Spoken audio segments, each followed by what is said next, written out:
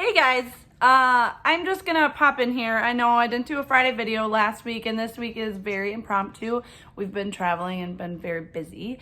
So I am gonna touch on some stuff that I've read recently. I've discussed it with, I get together with a group of ladies once a week, and we are reading this book right now. We discussed this chapter last night. It was so good.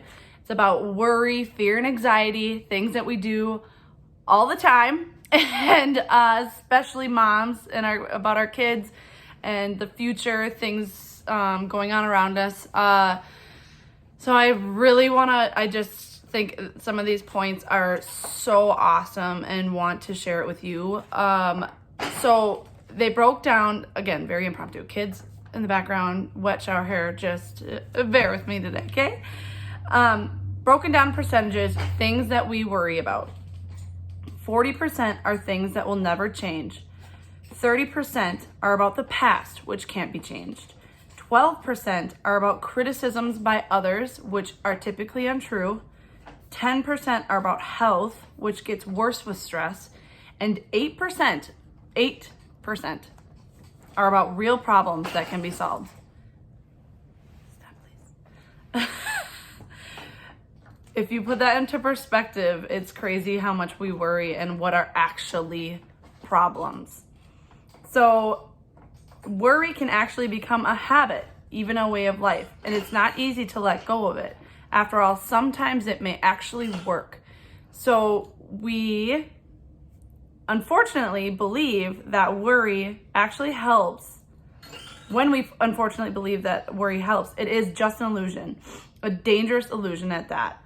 Worry doesn't prevent bad things from happening. In fact, it may prevent us from leading the full lives God intended us to live. Instead of helping us solve life's problems, anxiety creates new ones, including tendency to unhealthy introspect. So for many of us, our worries can be like Lay's potato chips. You can't stop at one. Right? Those Lay's potato chips, that anxiety and those worries, one after another, right? Avery, stop, baby, that's too loud, okay? Come here, come sit with me.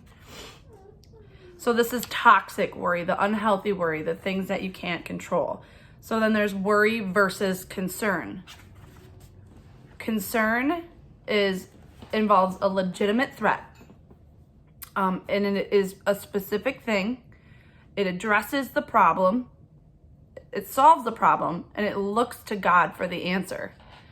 But worry is often unfounded, is generalized and spreads to many things, obsesses about the problem, and creates more problem and looks to ourselves rather than to other people for answers or to God.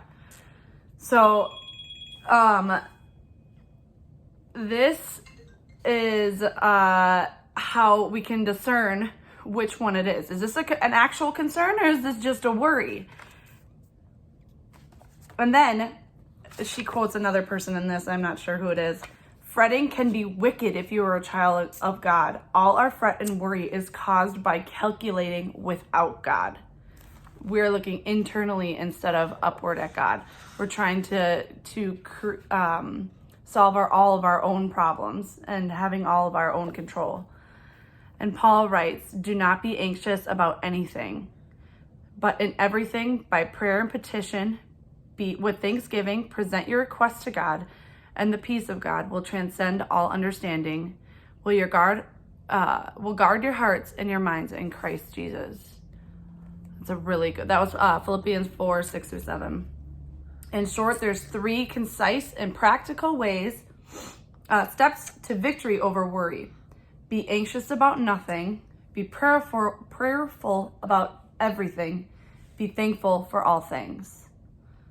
Any concern too small to be turned into a prayer is too small to be made into a burden. Wow, right, Dave? Wow. Wow. And out of the abundance of our hearts, our mouth speaks. And out of the abundance of our hearts, our mouths speak. our minds churn, our lust burns, and lives overturn. Oh, you guys, it's so good. So when those anxiety thoughts pop into your head, there's 2 questions to ask. Where did you come from? What is the source of this fear? Or is it real or imagined? And where are you going? Will this thought draw me to God or into fear? So those are the way to isolate those thoughts and kick them out before they turn into fear and anxieties. So those are just a few things that I just thought were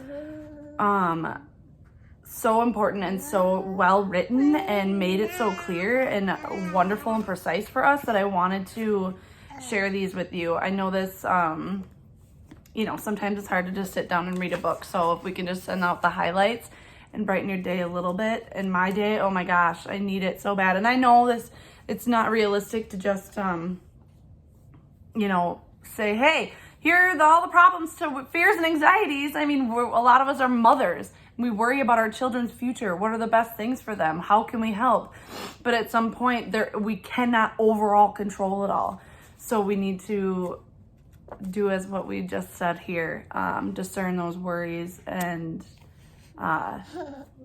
see if it brings us closer to God or is causing us to fear, and go internally for introspect to solve the problem on ourselves.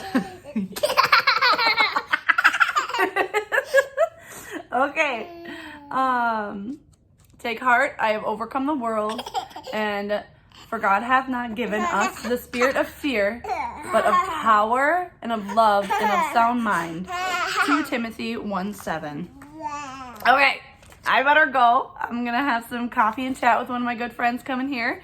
And that's having a Mary heart in a Martha world. I know I keep talking about it. Yes, Emmy and Ann are coming over.